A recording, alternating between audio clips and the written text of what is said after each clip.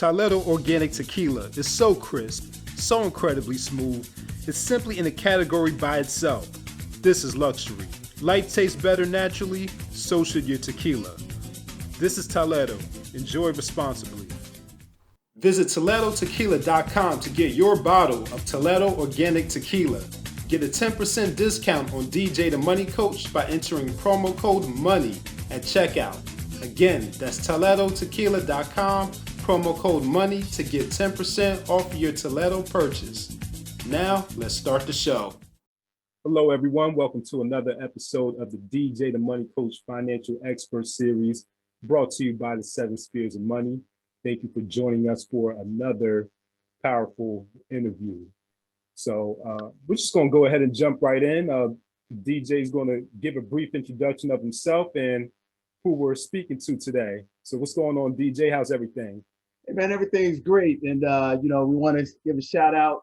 Today is Resurrection Day. Everyone's, Lord and Savior. And, happy Easter to those as well. So this is a long overdue interview because this is the person that actually got me on the entry into the financial sector. Even though I had always aspired to be in the financial sector, I actually didn't have my entry into the financial sector, and everybody has to have a entry and a model to emulate. So this person here was one of my original, mentors in the business world to show, up close and personal, outside of me reading books, an actual literal model of a strong Black man that actually was able to show me how to cut my teeth in this financial service game. So if you don't know my story real quickly, I'm gonna share with you 30 seconds before I introduce this amazing gentleman that helped get me on my pathway to where I am today. Is, hey, just like you guys, ladies and gentlemen, went to school, came out, ready to start, a corporate, life. And, unbeknownst to me, I had, a 525 credit score, and I had $40,000 worth of consumable debt. And I actually had $20,000 worth of student loans. And the only reason why I found that out is because the first time I applied for a mortgage, I got turned down. And then after that, a couple of years later, I tried to apply for a business loan and I got turned down for that as well. At that point, I could have chose to take the, victim pathway, or I could have chosen to take the victorious pathway. But I did not take the victim pathway. I took the victorious pathway. And one of the primary reasons, because I had this gentleman here, already in my life and showing me the way. And that's one of the parts of the story I never share with you guys. When I talk about that access to mentorship, this is the person that gave me access and showed me the pathway. So not along with that, I actually read this book called The Road to Wealth about credit. And I read that. And within 12 months, my credit score rose to 720. 24 months from that day, my credit score rose above 800. And my credit score has been over 800 ever since. Now, that's not what I'm excited about. What I'm excited about is not only did I overcome the financial debt without filing bankruptcy, I paid off all my debt in 2002, paid off all my consumable debt, paid off my student loan. And 6 years after that, actually, created a 6-figure strong income passively through business, real estate, passive investments. And I also had a couple of businesses that I owned and, actually help other people out. But that's not what I'm excited about. What I'm excited about is actually first, point of reference. We actually went into our church and we started teaching a financial education program. Actually, first was focused on the family. This gentleman here actually brought this program to our church. It was an 8-week curriculum and we would do it on Sunday nights, and it was long. So a lot of people didn't make it through the process.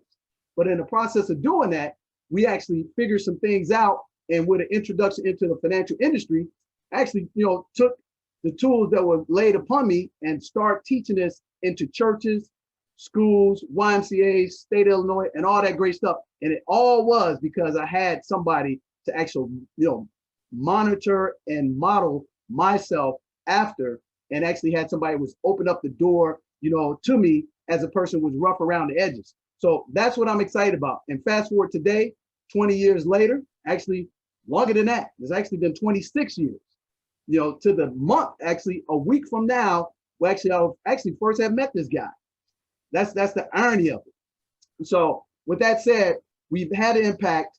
And now what we want to do is share with you guys the person that is leading the industry and still doing it well. This gentleman has, done everything in corporate America, but this gentleman also came from a single parent household, just like I did at a point in time. He made no excuses. His mom was an amazing woman, and she taught him that it ain't where you are, is where you finish. And he not only grew up in a single parent household in an urban side of the city in Ohio, I think it was in Warrenville, and he actually went on to get not only an academic scholarship, but an athletic scholarship to the University of Arizona, and got his MBA as well. All this before I even had the pleasure of meeting him. And then when we met, I actually saw this model that was very successful. So this person is knocked down a lot of firsts, a real pioneer, and also became a C-suite, person that was very rare, for my personal eyes to meet somebody personally. So without further ado, this gentleman is a believer in Christ. He has an amazing wife of over several years. I don't even know how many years, probably 40 years been married, maybe 36 in August. Man, check that out. 36 a great group of children as well. And he has mentored a lot of Black men and women over the past 26 years that I personally know. So without further ado, I want to invite everybody to my original sensei and mentor, Gus Tucker. How you doing today? You're talking about me. Oh man, I want to meet this guy. I was like, where the other guy on the show?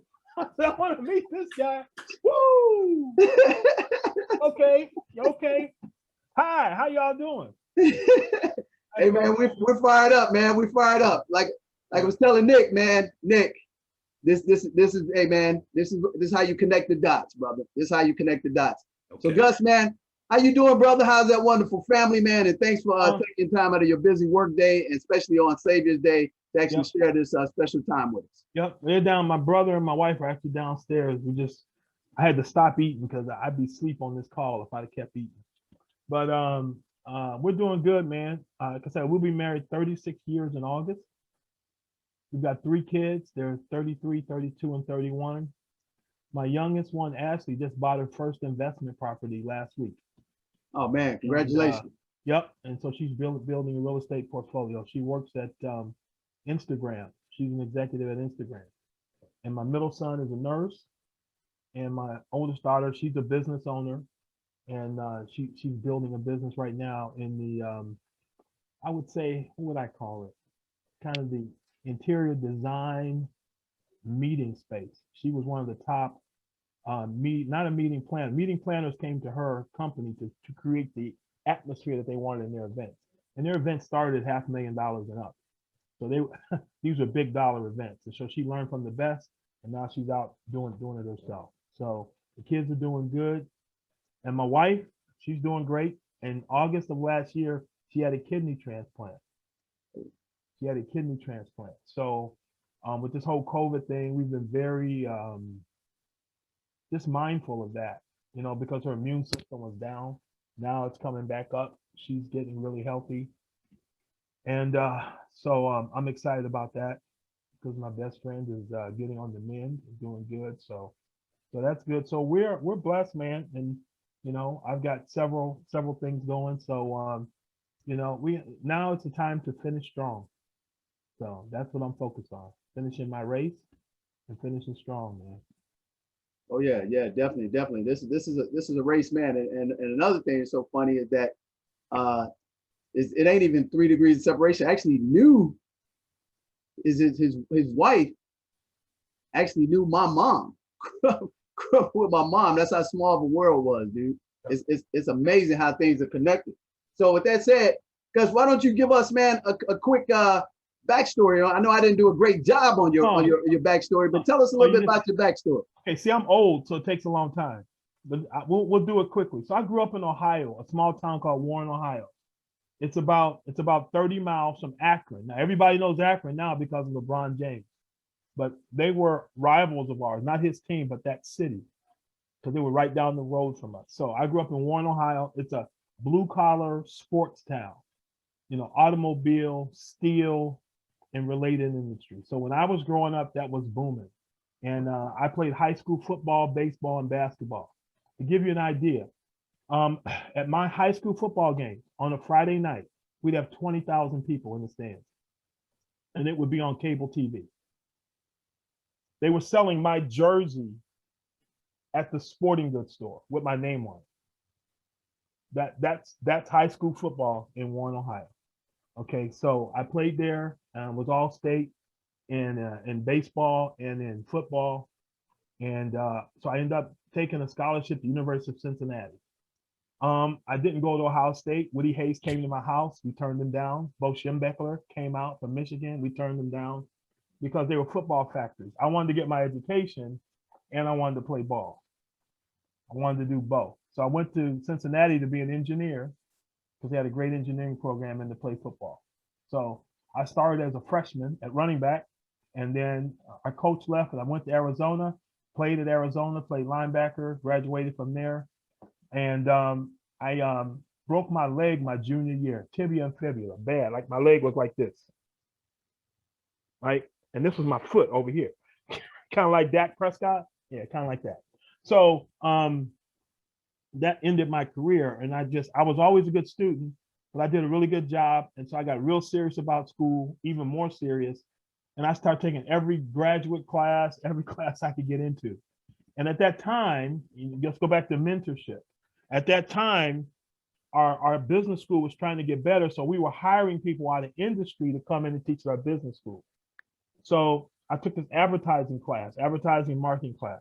And the guy running that class was the #2 guy, the vice chairman at the largest advertising agency in the world at that time. He was the #2 guy, and he was our professor. So the first day in class, I go in with this long cast. He's a little Jewish guy. He cracks a joke on me. I crack a joke right back at him. He looks at me, he's like, I like this guy. We became friends right away. He took a liking to me and we began to talk. And he started asking me what I was going to do with my career. And I said, I'm in marketing. I'd like to get into marketing when I get out. He said, why don't you come down to my ranch? This dude had a several 100-acre ranch in southern Arizona with a river that ran through it, horse stable, swimming pool, tennis court, staff, the whole deal. I'm like, I'm a lower middle class kid from Warren, Ohio, single mom. My dad died when I was 2.5. I never knew him. But my mom had very strong moral principles, very strong belief in God, very strong belief in education and doing the right thing, right? And so those things showed up in my character. And I'm sure that's one of the things this guy saw. So he had me at his house. I stayed at his house, and he had his friends down from Chicago. And so I'm hanging out with this friend and his kids and stuff like that. We're just kicking it around the pool and stuff like that. And then we're at dinner, and this guy pulls up next to me and just started asking me questions, kind of interviewing me a little bit. He said, I'd like you to come to Chicago and see me. We may have some, this job I'd like you to interview for. He gives me his card. He's the president of the foods division, the largest division of Quaker Oats. So we got the #2 guy at the largest advertising agency in the world and the president of the largest division, one of the largest food companies in the world at dinner, and me. And that's how I got to Chicago. I interviewed, got a job at Quaker Oats. They hired 3 people into their marketing group every year that were undergrads, 3. They hired this girl, Barbara Barrow from Yale. They hired this girl, Sue Doughton from Yale. And they hired this guy, Gus Tucker from the University of Arizona. One of these things is not like the other. One of these things just doesn't belong. So man, I was very grateful.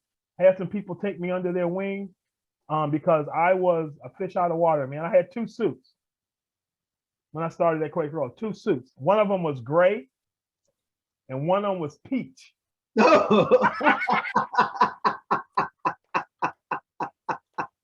And neither one of them was wool. No. I don't think you heard me. Polyester. I don't think you heard me. Polyester, baby.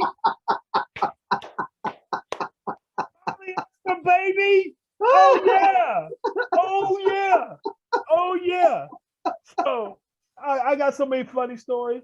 So this woman, and I every now and then I call her and thank her. Her name was Kathy Stevenson.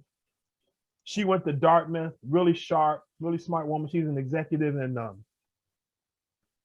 the property management business. And he said, Gus, now I was playing football, right? Okay, so I'm 6 feet, weighed a lot less than about 230 pounds. I was 50 in the chest and 34-inch waist. You know how that look. Where was I gonna buy a suit, Nick? Where was I gonna buy a suit, bro? Come on now. So she looked at me and she said, look, there's a tailor across the street. It's called Duru, D-U-R-U. I want you to go over there, and here's my card. It was her American Express card. And here's what you do. You get a blue suit, right? And you get a gray suit. You get a blue sport. I didn't know what to get. You get a blue sport coat, and you get 2 pair of pants, a black pair of pants and a gray pair of pants. And then we'll rotate. That'll be your starter. Put it on this card. I already told them you come. Wow. And I paid her back. Every paycheck, I paid her some money and paid those clothes off. So God looked out for me. And I worked in corporate America for 25 years for 4 different companies. Quaker Oats, a company called Tropicana, a company called Boise Cascade, and a company called R.R. Donnelley. And R.R. Donnelley, I left there when I got into the financial services industry. I was a vice president, general manager down there. I ran a $400 million division where we did commercial printing for people like Walgreens, the New York Times, folks like that. Those are my clients. We'll be right back with the DJTMC Financial Expert Series after this message. Stay tuned. This is DJ the Money Coach. Thank you for celebrating our 1-year anniversary with us. Thank you for the emails, the videos, and the phone calls. Most importantly, congratulations for the hundreds of people who actually acquired the course. Now it's time to take it to the next level. That's right. Millionaire Money Made. I'm actually going to teach you live how to earn that 800 credit score through the Family Finance 101 course. I'm going to teach the live 3-hour course to you. That's right. After I do that, we're actually going to bring you 3 steps to success: business, real estate, and leverage the tax laws. And once we achieve that, we're going to show you how to earn with a little bit of investment in the market up to an 80% return, cash on cash return on your money. After we achieve that, we're going to show you how to earn with a minimum investment of $7,500, how to get you to $850 a month in passive income. On top of that, we're going to give you 2 live Zoom trainings with Leonard Ray, 7-figure Forex trainer since 2007, Clarence and Tanya, 7-figure income earners through real estate, over 200 properties they own, and retired at the young age of 40 and 42. All you have to do is register now. Hit that link below, and you'll become part of the Millionaire Money Making May exclusively with Erica Williams and the Classy Climb, brought to you by DJ the Money Coach and the 7 Spheres of Money team. So don't you deserve to be a millionaire next door? Consumer debt free, cash and credit? Absolutely. Hit the link. I'll see you live on May 19th.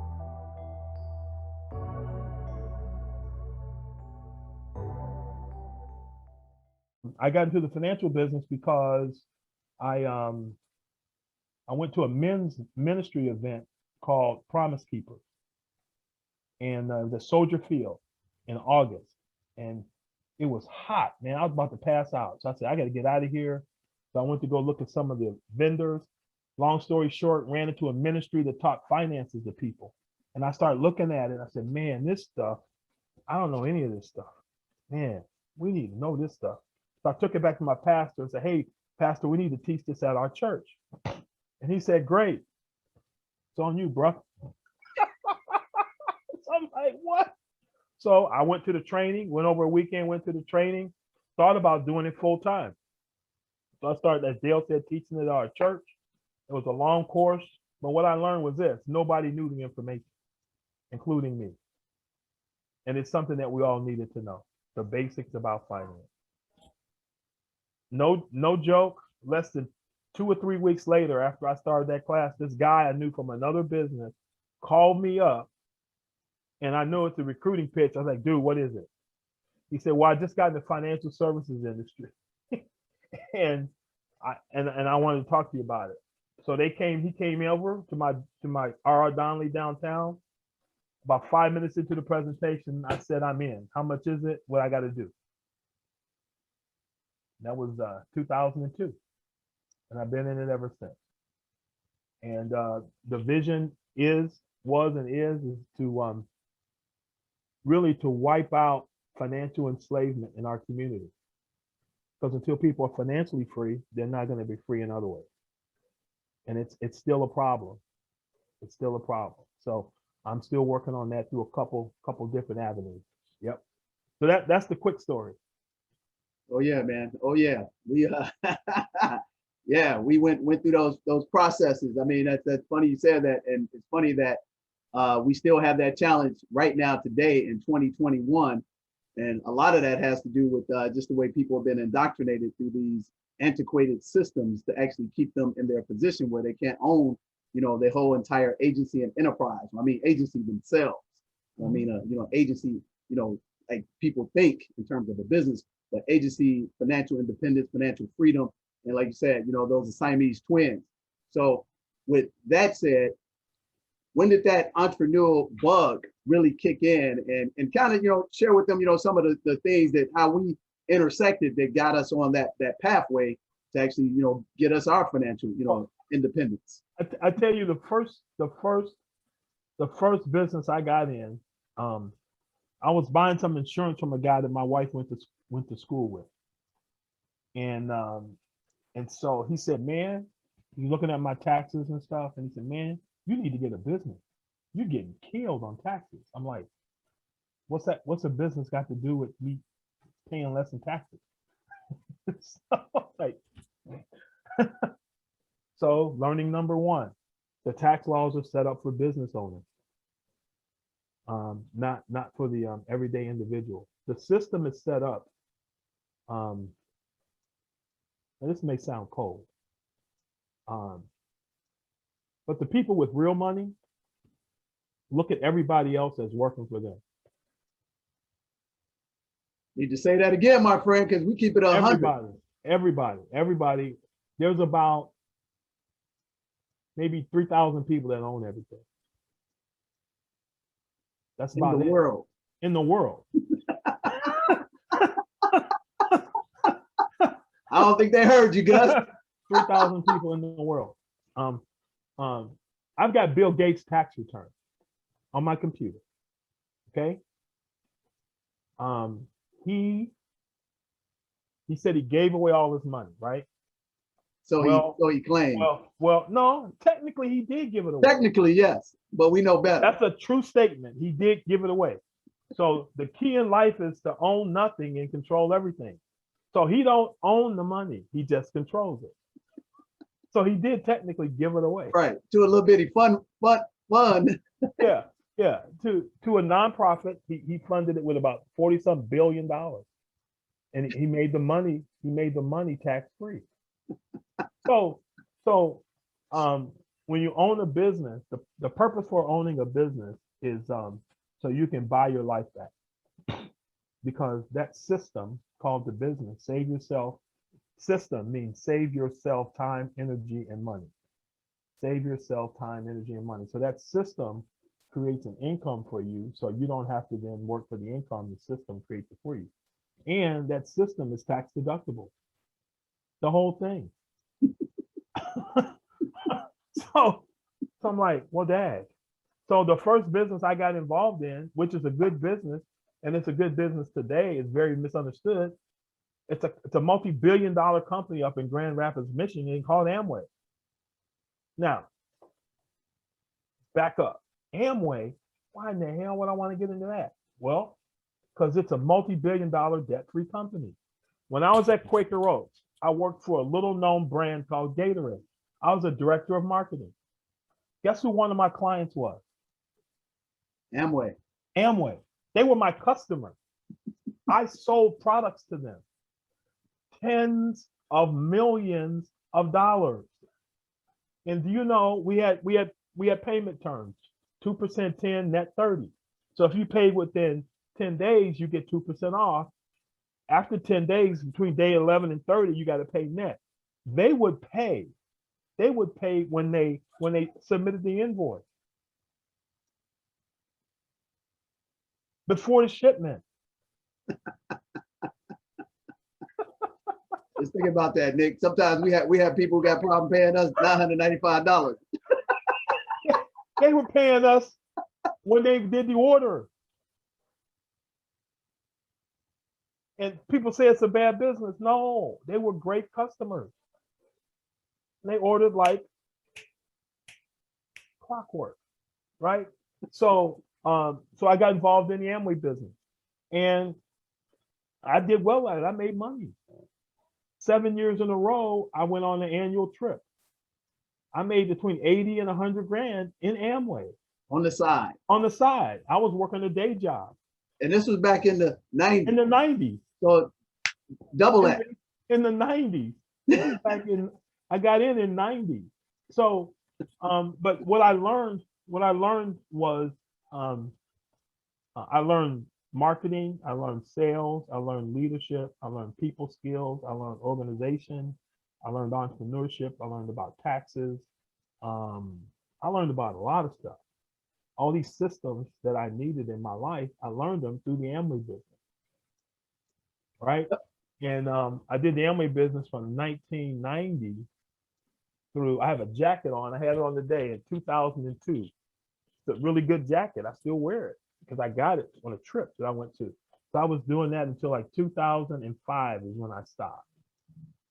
And I got I got into the financial business in 2002. I let Amway go in 2005. I let my job go in 2004. Okay. So Dale and I met in the Amway business. You know, we met in the Amway business. And why should somebody do something like a network marketing business? Everybody who ends up listening to this broadcast ought to own some kind of company. They got to own something. It doesn't really matter what it is, as long as it is it does good for people. It's got a good product. It benefits people, and you do it with integrity. As long as you do that, we can argue about what kind of business it should be, what industry ought to be in, and all that kind of stuff, yada, yada, yada. Okay, I got it. But you ought to own some kind of business. And if you get into business ownership, then eventually you'll figure out the right thing for you to do. But just get started doing something. And that's where we got started in the Amway business, you know? And some of my best friends today, I met through that process, because business is about relationships, you know? And so I made some of, you know, yeah, my closest friends in life right now through that process. So yeah, that's how we met. Amway, man, going to function. Ain't that the truth? Night owls. And then we, went into the financial service business. So why is it important for us to know about the biggest game on the planet, which is financial services? Why is that important? Well, okay.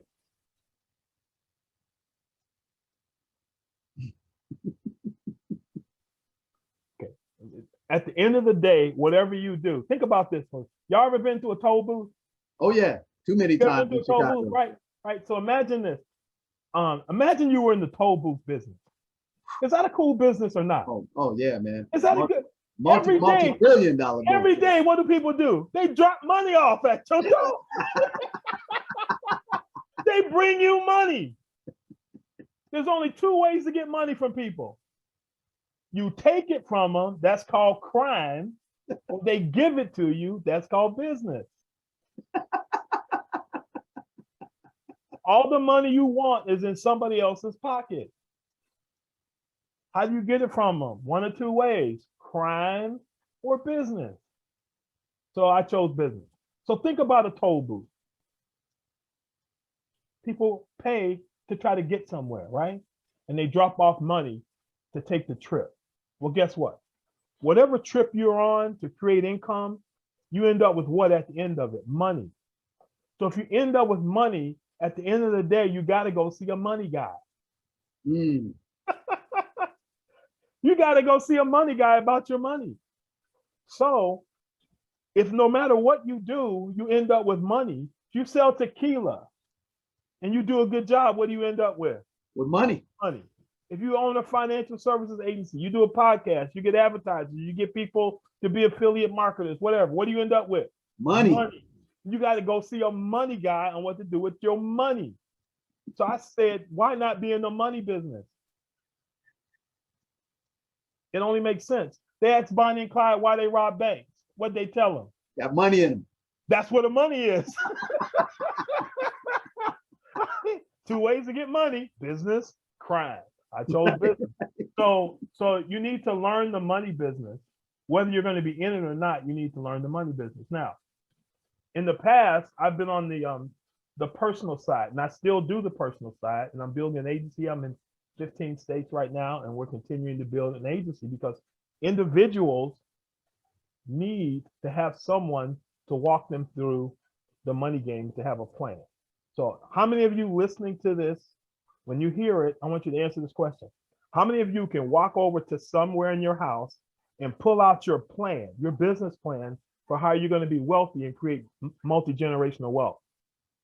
Create it and pass it on. I want you to go get your plan and pull it out and show it to me. We'll be right back with the DJTMC Financial Expert Series after this message. Stay tuned. DJ the Money Coach is super professional and easy to talk to. I'm a flight attendant, and I did something that I'm sure a lot of people do without realizing the consequences of it, and that's taking a hardship out against my 401k. DJ the Money Coach explained to me why that may not have been a very good decision for me to make and what we could do moving forward to fix that issue. We also spoke about the fact that I have 2 children and I don't have a will. He explained the importance of a will, what happens when you do have one versus what happens when you don't have one, and it's very important. We also spoke about credit. He explained to me how certain items on your credit report affect your credit score. We talked about how within 6 to 12 months, I could see up to a 100-point jump in my credit score. So I'm very excited to be working with DJ the Money Coach on my financial status. I want to thank him. And I also want to recommend his services to anybody who is looking to gain knowledge about their financial situation and how to maintain financial wellness going into the future. Man, you know what? Let me interject right here. How important, and this is the thing that baffles me today with social media. You have these young people jumping out here. Oh man, I made $1 million in 3 months. Oh, I made 500,000 in 10 days. And Right. I get these people in front of me, and you ask them about a financial plan, and they look like deer in the headlights. How Right. important is it for you to have consumer debt freedom and have a financial plan and have a team to actually help you run across that finish line? Because business is a contact sport. How important is that? Because that's what one of the things you beat home with us when we were in the Amway business, then we got in the financial service business together, that I built my business and my legacy on, is that premise. Well, okay. I worked at the Quaker Oats company, okay? First brand I worked on was a little known product y'all probably never heard of called Captain Crunch. Y'all ever heard of Captain Crunch? Oh yeah, I used to eat it, man. Eat Captain Crunch? Okay. Oh yeah, I used to eat a ton of Captain Crunch. Even Captain without Crunch. even without the milk. Even without the milk. It's good, man. Captain Crunch is good, man. And you know what? The margins on that stuff, it's like printing money. You know how much money we made on Captain Crunch?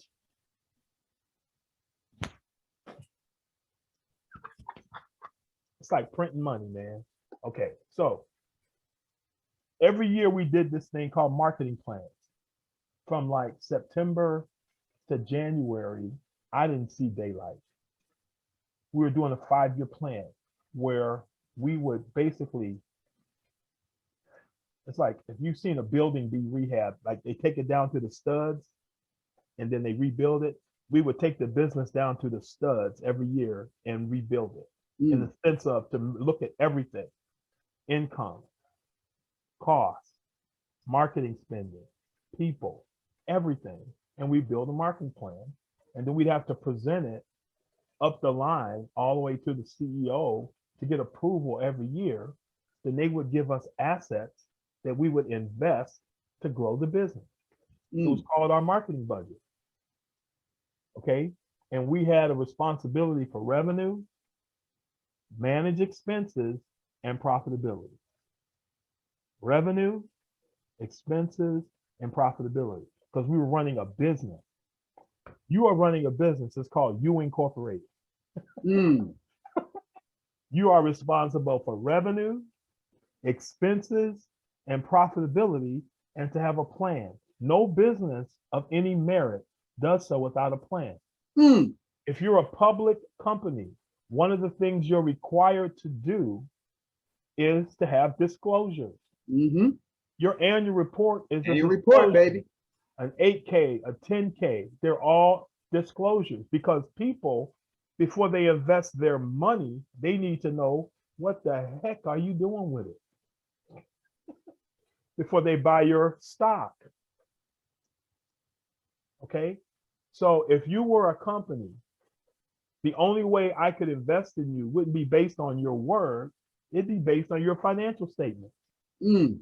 If you couldn't produce any, you couldn't get any money from me. So if that's true about a business, it's true about your family because your family is a company. You incorporated. And the money you save and invest, that's your profitability. If you don't save, invest in anything, then your company is about to go under. And you can't save your way to wealth, can you? Can you even save your wealth to financial independence? Think about it this way. Think about it this way. Think about it this way.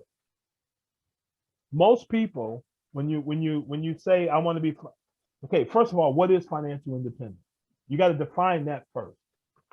Financial independence, in my mind, and this is one of the things that I teach my clients, is that one day in the future, you have enough money coming in, and it can only come in from 3 basic places. There's some other places it can come in, but it can only come in from 3 basic places. And we're not counting work. So 3 basic places. 1 is investments of some sort. 2 are businesses of some sort. And 3 is real estate. Mm. Now you can say intellectual property. Okay. I get it. That's basically an investment, but it's an investment in intellectual property. I get it. It's still an investment. Those are the 3 basic things. So when I sit down with my clients, and this one family, they haven't gotten back to me because it hit the husband in the face finally about what he was going to have to do to actually retire for real. And I don't think he's willing to do it. And his wife looked at him like, oh, damn, I'm in trouble. Because I said, bruh, if you don't like these numbers, what I was showing him is that when he retires, he should have more money coming in than he's making right now. Okay, and he says, I don't think we're going to have that much money coming in. And he's arguing with me about my numbers. I'm like, dude, this is your life I'm showing you. If you don't think you can do this, then you and your wife, y'all going to have to move out of this house into something a lot smaller, and y'all going to have to do something different. Because you can't, if you're not going to do this, you're going to have to shrink your lifestyle. So at the bottom line is, you have revenues, whatever your income is. And if you have a job, you're taking 25% of it off the top. Let that sink in. They took 25% off the top. Now you got to live on the rest. Then you got all your expenses, right? And then what you got, what's left. So if you make 100 grand, and only 6% of Americans do, by the way. Yeah, hit them with the fact. This is where I be getting the numbers from. 6% of Americans make 100 grand. That's $8,300 a month. After taxes, that's about 6 grand. If you live in Chicago, you got nothing left. Unless you live somewhere where you got a duck when you go home. They shoot them bullets. If you want to live somewhere where you ain't got to be scared, okay, you're going to pay some money, right? So let's say you got, how much money you got left out of that 6 grand? Nick, if you really, really scrunching, doing everything you can to save money, how much I got left at the end of the month out of that 6 grand? How much I got? Huh? How much I got, Nick? I don't know how much. Usually about $500, maybe. Okay. If you can save $500, most Americans are not saving $500. They're saving less than 4% of their income. But Gus, those uppity people who got $250,000 household income. That's all right. That's Tell all right. them, Gus, how many of those people we come across? So they're paying They're paying 30% taxes. They're paying 30% taxes, right? And they're driving cars that have numbers on them, right? 640, 750. They got numbers on them. They're real expensive, right? And they live in these neighborhoods with they ain't got no money either. They ain't got no money. And even if they did, okay. Let's say you wanted to retire on $250,000 a year. Y'all got a phone over there? You got a phone over there? Uh-huh. Okay, get your phone, put 250,000. Put the 250 in there. 250,000 divided by. Hit them with the numbers. Yep, 250,000, and then divided by 0.05. 0.05. 250,000 divided by 0.05. Okay, I got it. Okay, how much is that? That's 5 million. 5 million. Okay, let me show you something. I got my gold calculator. Y'all can't see it. Y'all can't see it, but I got it over here on my screen. So I put it in my gold calculator, right? So I say, look, y'all, we need $5 million. How much you got right now? Okay, let's say they got 100,000. Say they got 100,000 and they 35 years old. So they're gonna work for another 30 years. And let's say they could get 8% on their money. 8% on their money, and they're doing it tax deferred. Guess how much they need to be saving right now? Okay. Okay. They need to be saving $2,600 a month every month. 2,600 a month at 8%. At 8% for the next 30 years. Come on now. You gonna write me the check for the 2,600 right now? Let's go.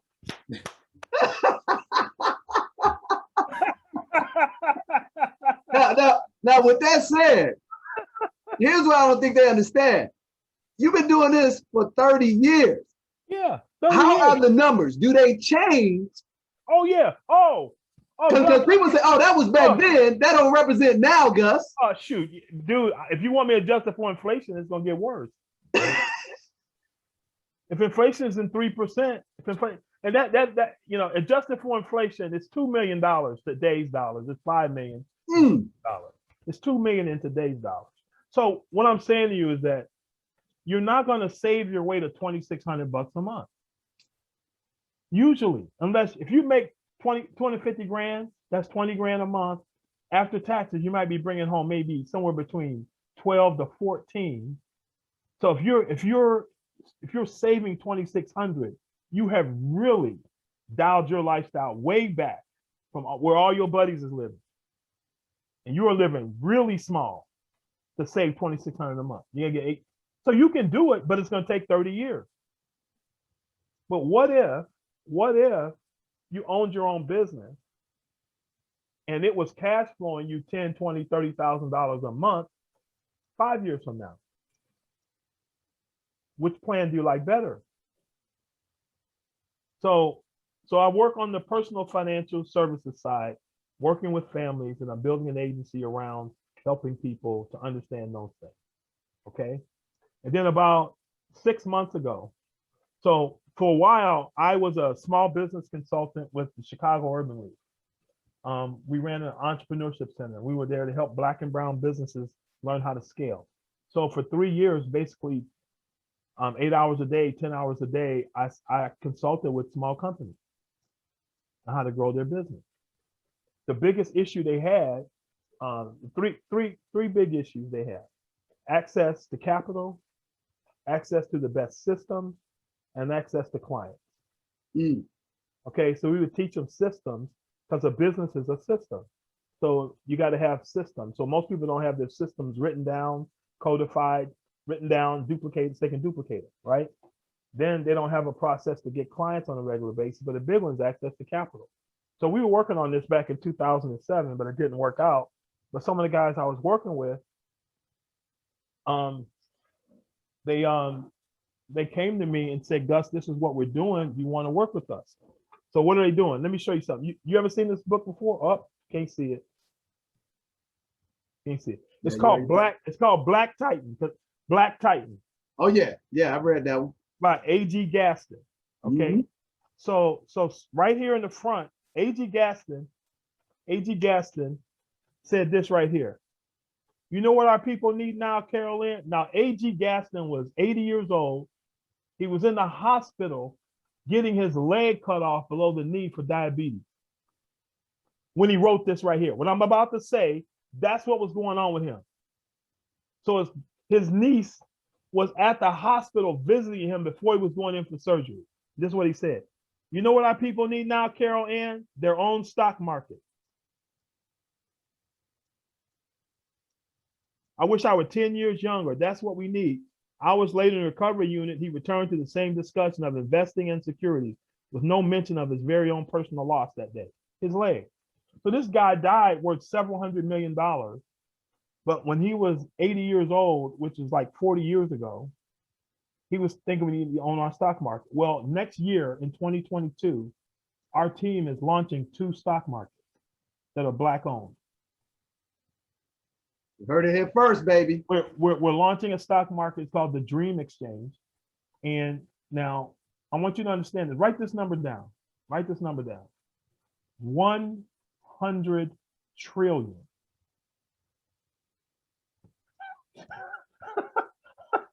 Write that number down. Write that number down. Wait a minute. How many zeros is 13, that? 13 zeros after the 100. That's 13, baby. $100 trillion in value is traded on the NASDAQ and the New York Stock Exchange every year. Guess how much of that is traded on a minority-owned platform? Because there's an auction price, a bid and an ask on every stock. Somebody's willing to sell, somebody's willing to buy. There has to be an economic platform on it, right? That trade happens. That they match those together and they make the trades happen. Guess what percentage of that trading is done on a minority-owned platform today? Man, 1/1,000,000th of a percent.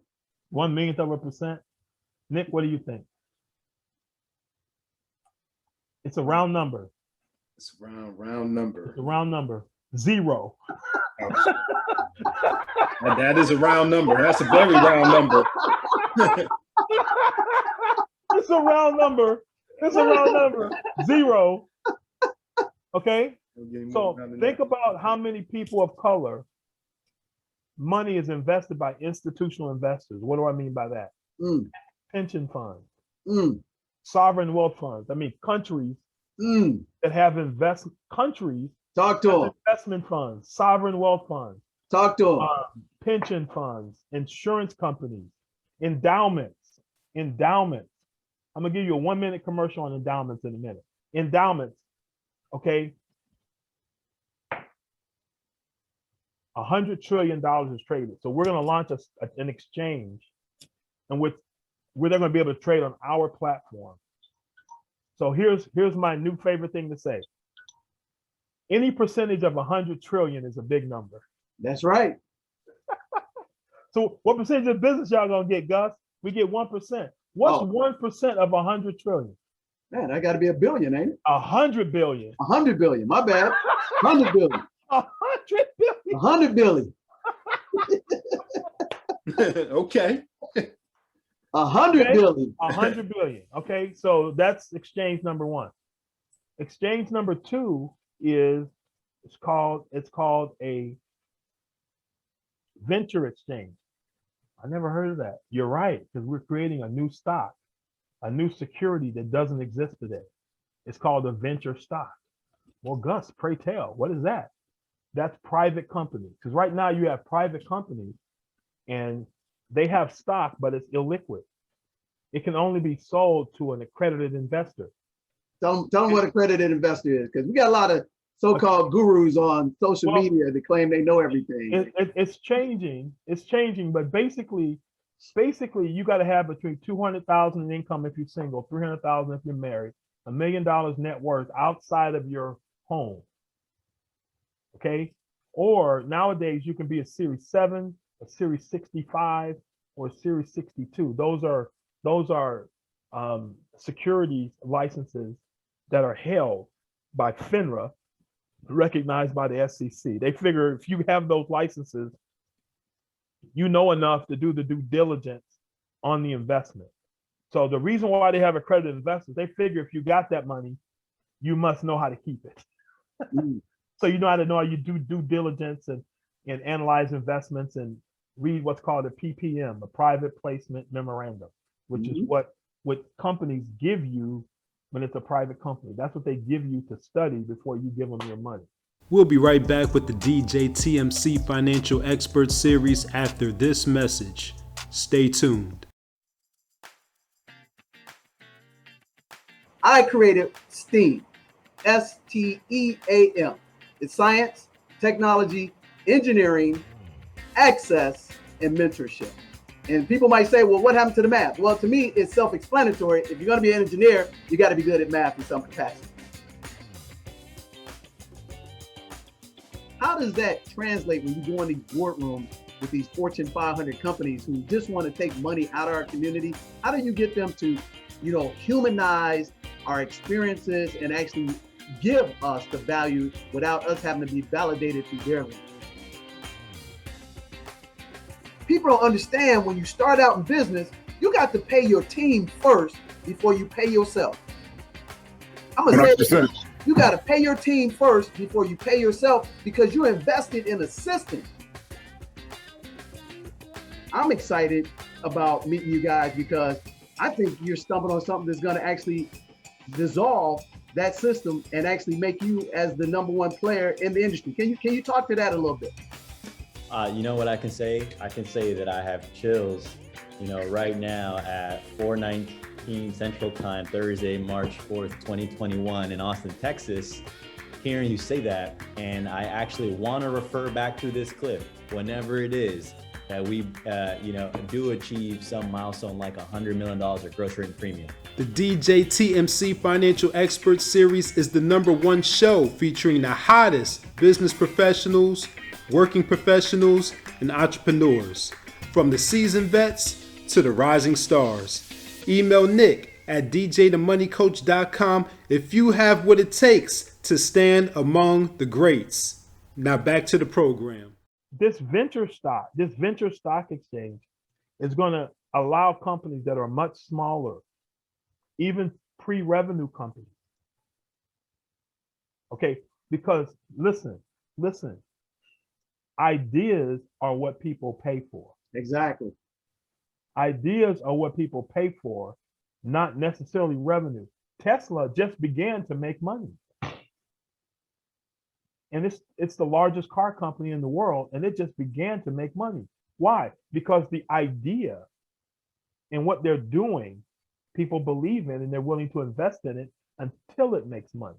So your idea, so this is going to give smaller companies, because nowadays when people want to go public, you have to have a multi-billion-dollar company all ready to go public, because the investment banks won't mess around with you. Microsoft, when it went public, was only raised $68 million. They couldn't go public today. Joking that DoorDash, whatever, raised $100 billion or whatever it was, right? So Microsoft raised $68 million. So what does that mean? From $68 million valuation to the multi-trillion-dollar valuation right now, guess who got that money? The public. But when you go public at $140 billion, did the public get any of that money? No, just the investors that have found their stock.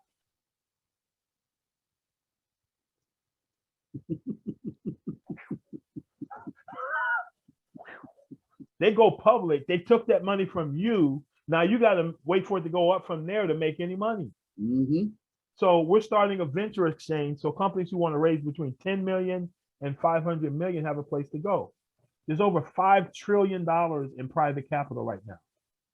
5 trillion every year gets put into private businesses. Less than 3% to people of color. Did you hear that? Oh yeah. 3%. We're 13% of the population, and a larger percentage of the private business, way more than 3%.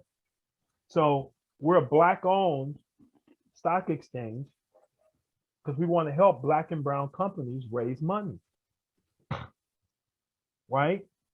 So if you know, if you know people that are trying to raise money, have them email me at my first initial, Tucker at dreamex.com, DREAMEX.com.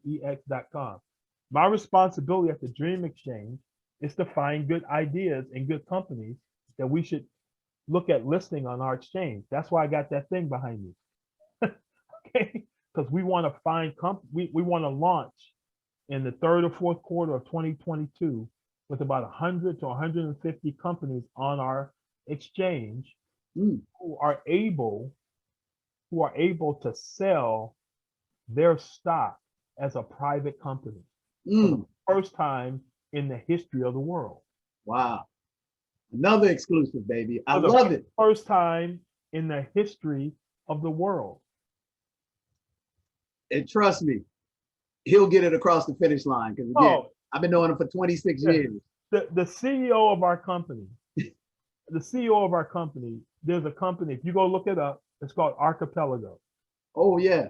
Okay, Archipelago is the company that took the New York Stock Exchange from people running around on the floor with pieces of paper to the internet. He was the attorney for that company. And he's a securities attorney. So a stock exchange has something called a rule book. It's a system. It's how you run the stock exchange. Remember when the Reddit thing was happening? Screwed up the rule book. Yep. On our exchange, you won't be able to do what they did to that. You won't be able to do that. Our rules won't allow that to happen. Yeah. Okay, so he wrote the rule book. That's the guts of the exchange. So let me interject right here, because this is a black person, right? No. This dude is a white guy. Okay, this is a white guy. This dude is a white guy. His name is Joe Sakala, and his right-hand man is a white guy. But here's the thing. Guess where I met them at? The Chicago Urban League. They were consultants in 2007 on a project I was responsible for called Next One. And they're relaunching it in Chicago right now. So one of the things we were trying to do back then, but we didn't get it done for a lot of different reasons, they were interested. Not every white person is the devil.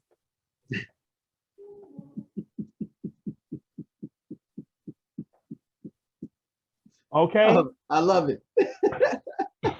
Not every white person. If you look back when Martin was marching, there were people that were white marching with him. True thing, true facts. Facts. Look at JF Kennedy's speech. I hadn't seen it till this year. He did a speech in '63 on TV about racism. Oh, yeah, yeah.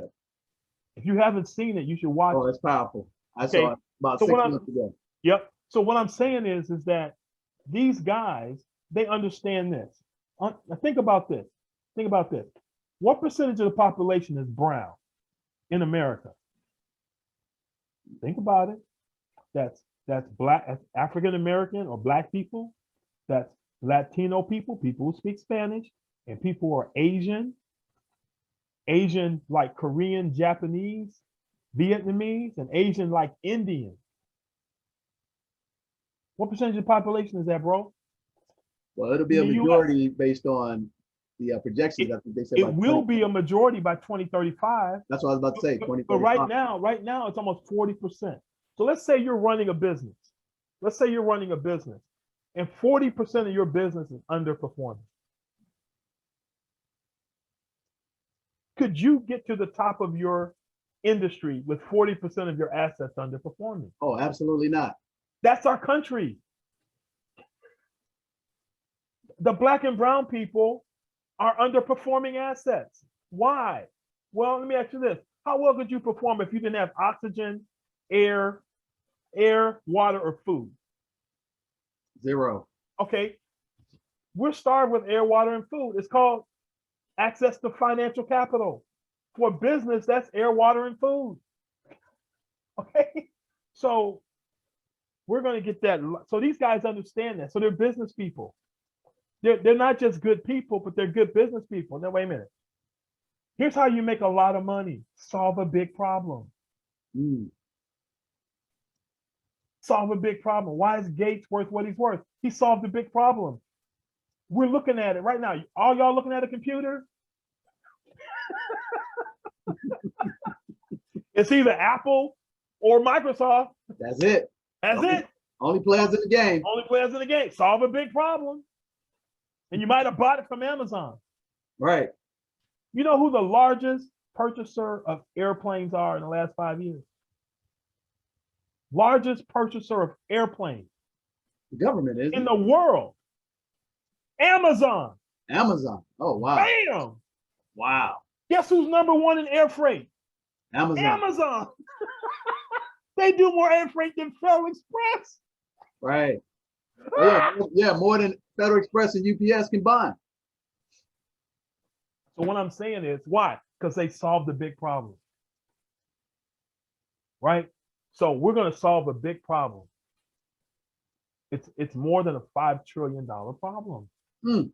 It's called access to capital for people who need it. You solve a big problem, you get paid a lot of money.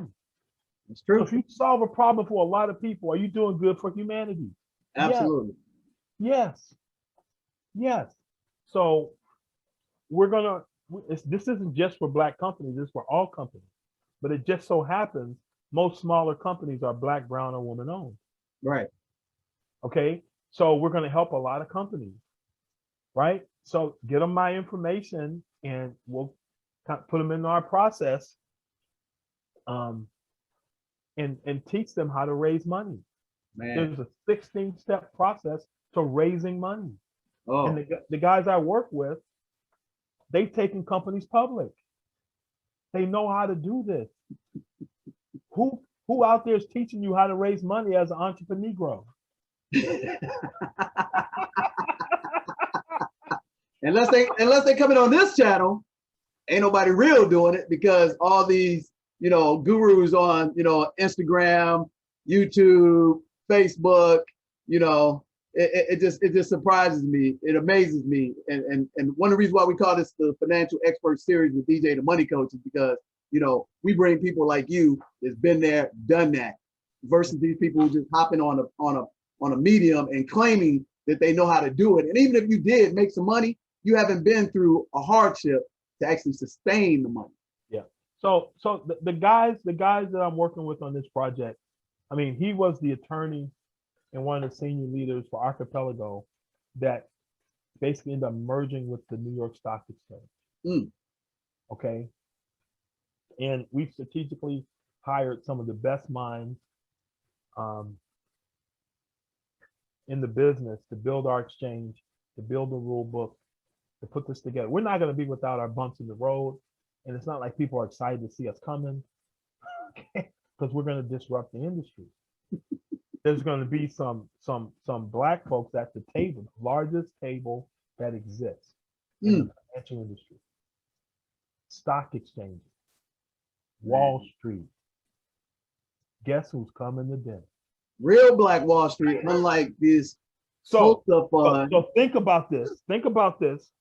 And this is what we talk about. Wall Street reimagined. There we Okay. go. There was a Black Wall Street in Tulsa. There was one in Chicago, basically. It was called Bronzeville. Yep. There was one out in the Carolinas, right? There were folks down in Louisiana, right? So we've had places where we've had pockets of industry where enough folks got together with enough scale and they held it together long enough to build something. But what if, like, for instance, one of the largest Black-owned security companies, like physical security and cybersecurity companies, is in Chicago. They do tens of millions of dollars of revenue. They're owned by a Black couple. Y'all don't know who they are. But what if, when they were going from 8 figures to 9 and 10 figures in revenue and profitability, what if you could invest in them? Mm. You're Black. They're Black. They're in Chicago on the South Side. They're surrounded by Black people. So guess who they hire when they grow? Black people. Exactly. So what does that mean? More than living wage jobs, 50, 60, 70, $80,000 a year jobs. Can they raise a family on it? Yes. They're going to get rich? No. But I bet you this. It may stop her from cracking somebody upside the head. There you go. There you go. You're making 80 grand. You know what I'm saying? Oh. And we're going to teach people really how money and entrepreneurship works. We want everybody to own a business of some sort. Everybody ought to have a business of some sort. Absolutely. Absolutely. I mean, first and foremost, you should be teaching your kids from the day they can speak and carry a ball and play a piano. You should be teaching about money and teaching about business and entrepreneurship at the end of the day. We'll be right back with the DJTMC Financial Expert Series after this message. Stay tuned. Hey Black Dot, hey Malcolm, hey Urban X family. Just wanted to say thank you to you guys so much and DJ the Money Coach for offering incredible services. The webinar that you guys hosted last night was outstanding, so much so that I even bought a package during the webinar. I'm so excited for my future and to be living a pom-pom lifestyle. Again, thank you guys so much. I'm super excited. I'll see you guys at the next podcast. Bye. Hello everybody. Thank you for giving me a few moments of your time. You're looking at a satisfied customer. If you're like me and you have had problems with credit, you don't know enough about how to manage credit, you don't have enough money to invest in the stock market or set aside for retirement, then I encourage you to give DJ the Money Coach and his team a call. He has helped me and I'm sure he'll help you. Shout out to Erica Williams for having DJ on your show. Take care. Man, we know you gotta run. So what we do on our show is that Nick, he's in the mentee position. So we have him chime in and give his summarization of what he learned from the financial experts that we bring on the platform. So Nick, why don't you chime in, and then after we do that, we're gonna have Gus give his information for contact again, and then we're gonna wrap this thing up, and then hopefully we can get you to come back and do a part two, because it ain't enough time with all the stuff that you've accomplished and the stuff that we've done together and the stuff that you're excited about for us to get it in one show. So Nick, give us a summarization of what you learned today from my original sensei and mentor, Gus Tucker. Okay, well, I see. Well, DJ, I see where you get all those that number crunching from. This is the man right here, man. Well, everybody making real money looks at everybody else as what's the word, customers, to get the money from. And give me your email. I'll send you a document in which they actually say it in print. Rockefeller says it in print. Oh yeah. I need that right there. I need that right there. I need that right there. Yeah. The next thing, the purpose of business is to buy your time back. Buy your freedom of your time back. Everybody ought to own some type of business. Yeah. It's two ways to make money. You can take it from other people, which is crime, or people can give it to you, which is business. And I'm excited about this, the stock exchange that's coming, man. That's going to be huge. It's going to be fire, man. That's going to be fire. Yeah. Because people had a guy call me the other day, and I connected him with an investor.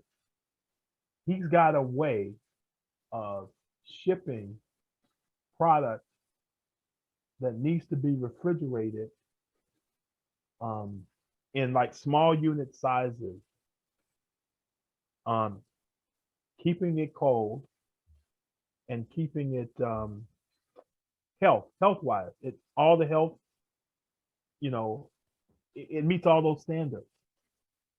And he can do that with frozen stuff. So imagine being able to ship frozen stuff, like person to person. Like you wanted to buy seafood or something else that was frozen. Can you do that today? Not really. But what if you could do that? So he's got a technology that he's developed that's really cool to be able to do that. So he's looking for investors to help him finish the prototype and get it going. It's a brother who's an engineer. Wow. Another brother. He's a brother who's an engineer. I hooked him with another brother who's got a logistics company and does business with Amazon.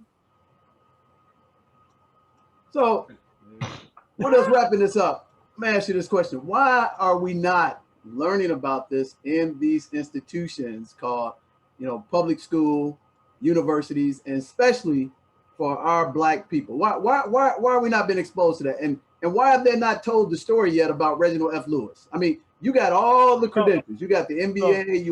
You're a six-figure, debt-free, achieved everything, and now you're about to blow up and put this amazing Black stock exchange. So I'm still wondering, why is that information not being disseminated to our people? I mean, nobody's more of an authority to answer that question than you, Gus. Why is that? Because they don't want you to know. So what's our responsibility? What benefit is it to me if you know? You just need to work for me, Dale. Don't need to worry about nothing else, bro. I got you. I take care of you, man. You just need to come to work. Yeah, that's really it. That's it right there. So with that said, what are three things you want to leave with these guys, these gals who are watching this, the young children? What are three things that they need to know if they never come in contact with you or I again, but they need to start doing immediately? And other than the stock exchange, what are you excited about for 2021 and 2022? Okay. Okay.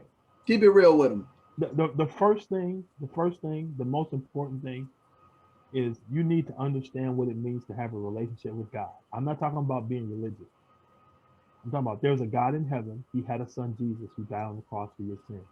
You need to understand what that means and how you can have a relationship with God. Because the number one person I talk to every day is God. He keeps it real with me. You don't have that, you ain't got nothing. Second thing, you need to own a business. You need to own a business. Check this out. God created Adam and Eve.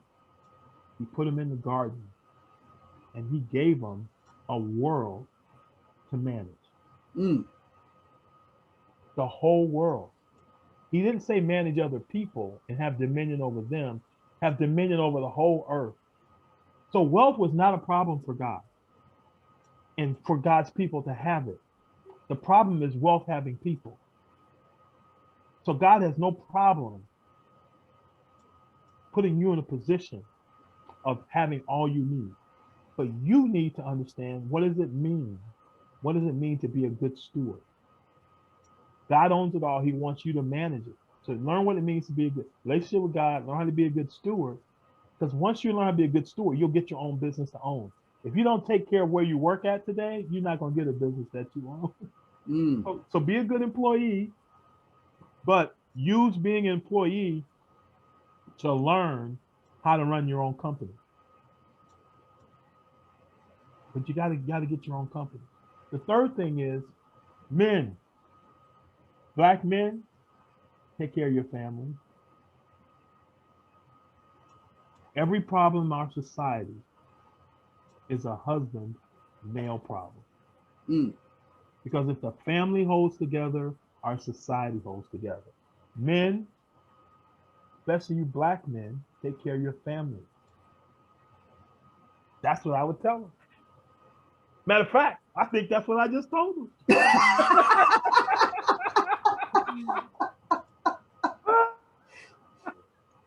So with that said, what are you excited about for 2021, 2022? And then let's share your information so we can get it out on the screen and put it in the description. What I'm excited about is we're providing real solutions. Okay, we're not handing people fish. We're teaching them to own the pond, own the ocean, and make your own fish. Okay, we are giving people real solutions to their financial situation, but they got to be willing to work. I'm excited about that. Number two, I'm excited about just growing as a person. I've got a lot of growing to do as a person still.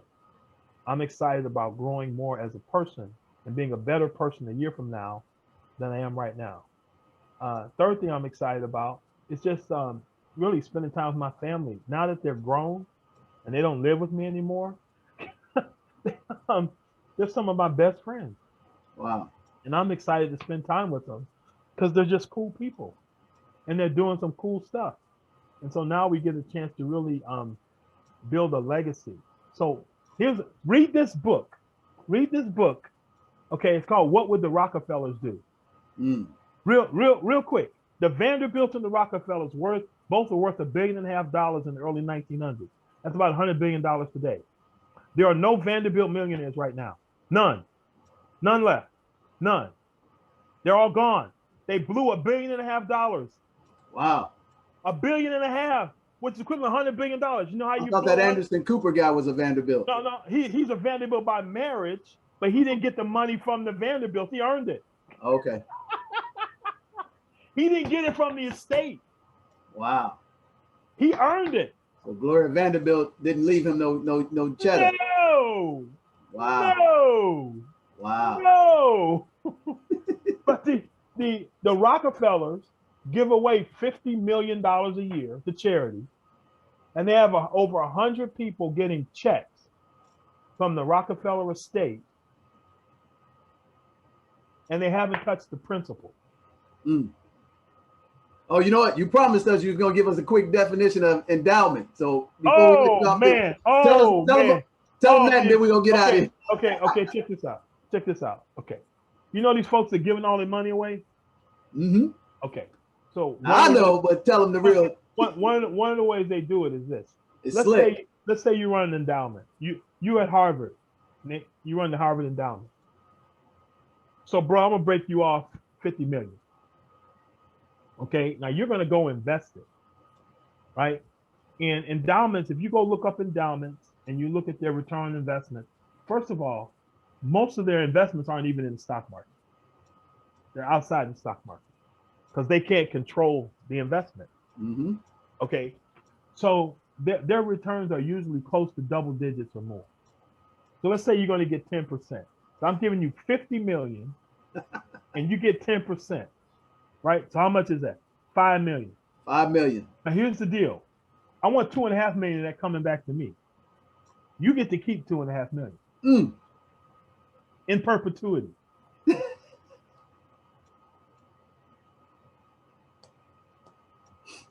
And you wonder why they got shamed when they took some of that PPP money. Tax free. Right. So you're gonna pay me back $2.5 million a year. So how long is it gonna take me to get my 50 million back? 20 years. After that, I'm making money tax free. Tax free, baby. So I did give it away. Technically. I did.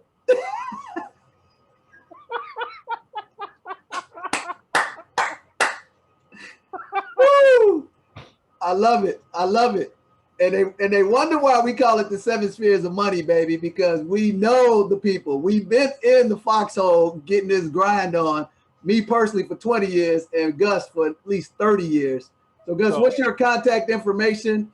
How do we get in contact with you so that we can get ready for this black stock exchange that you're gonna bring to our people exclusively? So well, I'm bringing it to I gotta bring it to everybody, bro. Oh no, I know you bring it to everybody, but this is an exclusive. I'm gonna let y'all know. But business is business. G Tucker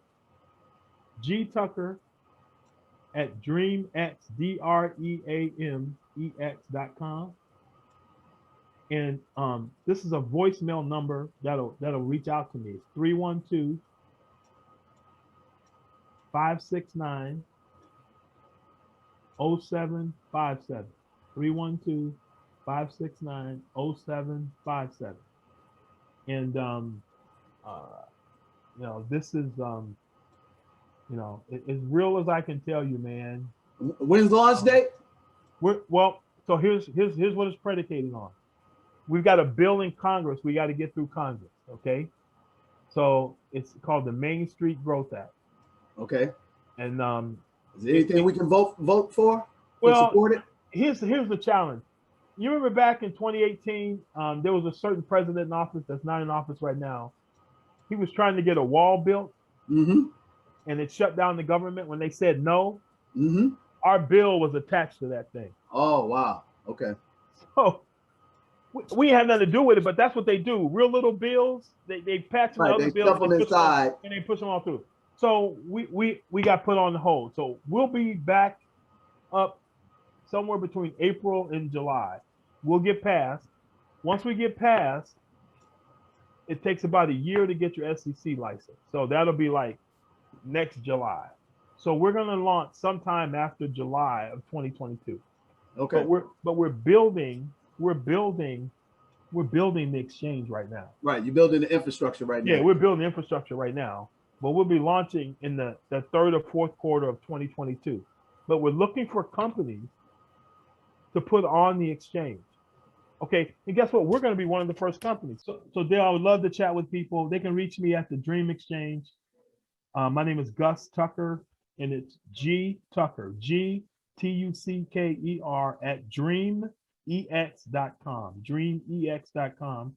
And the phone number is 312-569-0757, 312-569-0757. Now that's a voicemail, and it'll ring me. I won't pick it up. I'll get your message. I'll call you back. Okay? Man, that sounds awesome. So, hey, this is so on behalf of our moderator, Nick Westbrooks, and on behalf of our esteemed guest and my original mentor extraordinaire, Gus Tucker, I'm DJ the Money Coach. You've been watching the Financial Expert Series with DJ the Money Coach, and we end this show the same way all the time. We wish you a pom-pom lifestyle. That's plenty of money and peace of mind, and we ask you to come join us on the beaches of the World Club. Your beach may not be an ocean or sand, but it can be wherever your freedom and your peace of mind is. We'll see you next time on the Financial Expert Series with DJ the Money Coach. This is DJ the Money Coach. Thank you for celebrating our 1-year anniversary with us. Thank you for the emails, the videos, and the phone calls. Most importantly, congratulations for the hundreds of people who actually acquired the course. Now it's time to take it to the next level. That's right. Millionaire Money Made. I'm actually going to teach you live how to earn that 800 credit score through the Family Finance 101 course. I'm going to teach the live 3-hour course to you. That's right. After I do that, we're actually going to bring you 3 steps to success: business, real estate, and leverage the tax laws. And once we achieve that, we're going to show you how to earn with a little bit of investment in the market up to an 80% return, cash on cash return on your money. After we achieve that, we're going to show you how to earn with a minimum investment of $7,500, how to get you to $850 a month in passive income. On top of that, we're going to give you 2 live Zoom trainings with Leonard Ray, 7-figure Forex trainer since 2007, Clarence and Tanya, 7-figure income earners through real estate, over 200 properties they own, and retired at the young age of 40 and 42. All you have to do is register now. Hit that link below, and you'll become part of the Millionaire Money Making May exclusively with Erica Williams and the Classic Climb, brought to you by DJ the Money Coach and the 7 Spheres of Money team. So don't you deserve to be a millionaire next door? Consumer debt free, cash and credit? Absolutely. Hit the link. I'll see you live on May 19th